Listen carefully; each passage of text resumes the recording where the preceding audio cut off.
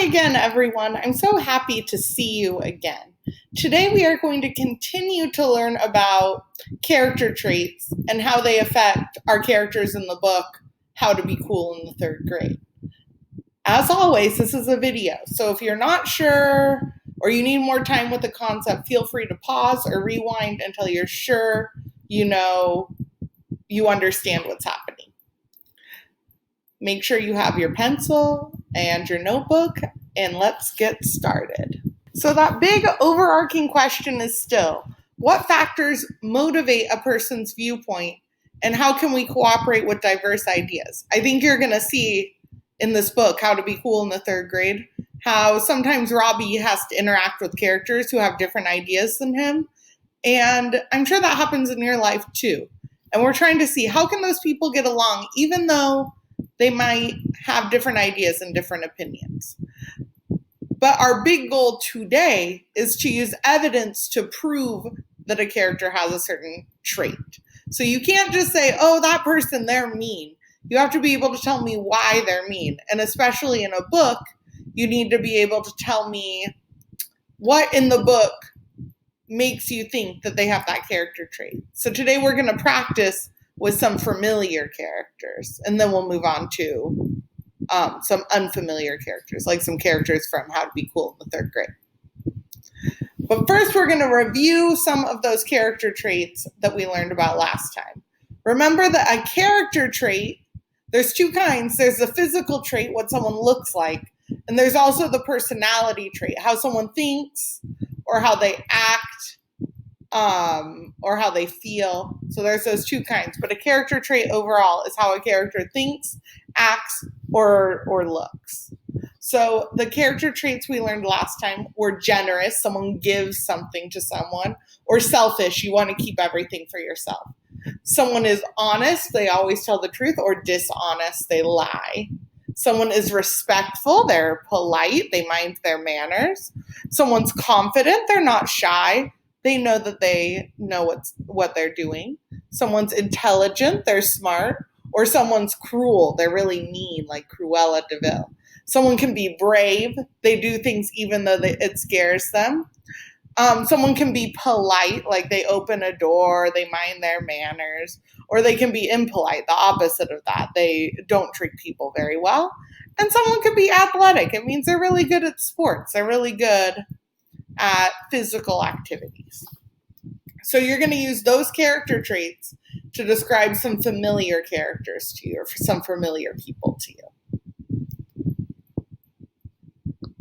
The first person you're going to describe is your teacher from last year. So you're going to write down your teacher's name. So I'm going to use my friend Miss Galvin. So I would say Miss Galvin is, and then I would say, let's look at these. I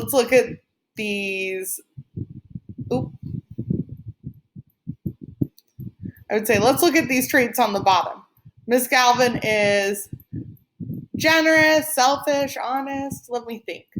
I know Miss Galvin runs the soccer team at school. So maybe I would say Miss Galvin is athletic because she is the coach for the girls' soccer team, the girls and boys' soccer team. So she must be athletic, good at sports.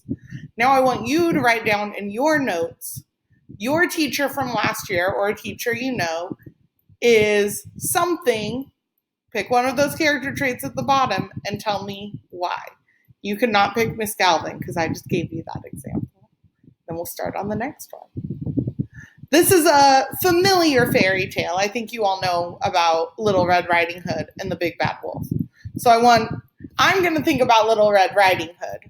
I'll do the example for you. So I'm going to think Little Red Riding Hood. She's, I think I would choose Little Red Riding Hood is very confident.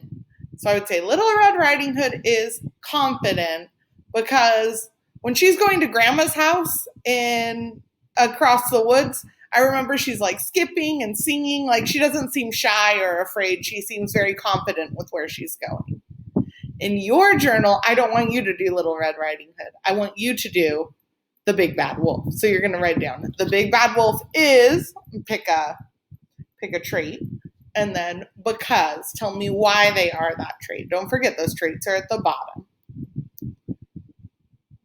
The third one we're going to do is a character from TV that you might know, SpongeBob SquarePants. You could say SpongeBob is, and then pick a character trait.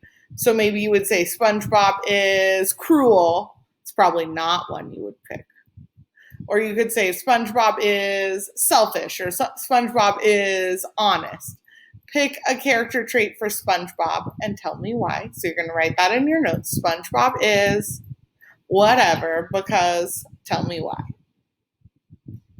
And the final one is a little bit trickier. We're going to do Robby from How to Be Cool in the 3rd grade. He's that character that's on the front cover. He's the one trying to be cool. So you're going to say Robby is, and then pick one of those character traits you think describes Robby. And then because. Tell me why you think he shows that character trait. And that is the last one for today. So don't forget, we're still trying to think about how can kids who have different ideas, who have diverse ideas, diverse viewpoints, diverse opinions, how can they get along and cooperate? But today we talked about how can you prove a character shows a particular trait. So that means how can you show with evidence, like from the text or from your life, how can you make me agree with you that a character shows a certain trait? So before you leave, don't forget, make sure you have those 4 character traits written down in your journal for the check next time. And then until I see you again, keep learning and be safe.